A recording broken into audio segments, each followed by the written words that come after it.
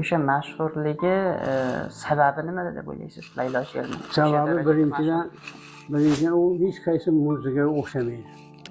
Ikkinchidan u ro'parpli she'ri. Ro'parpli ham she'riyatda alohida edi uni. Unga hech kim yetib kelolmaydi.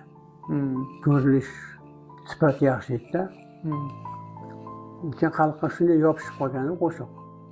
Original ohangda o'sha balki o'tgan edim yodingdan deb shunaqangi ohangiga qo'shiq chiqmagan, hech chiqmaydi ham.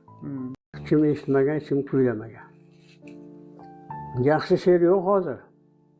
Biji qiladi, yoshlar yozadi, yotadi. Qo'shiq bo'lmaydi. U endi odamga tegardi. Balki o'tgan yodimdan shirin xayolingni buzdim.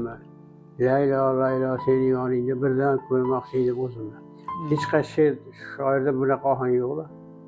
O'shaning uchun mashhur bo'ldi-da.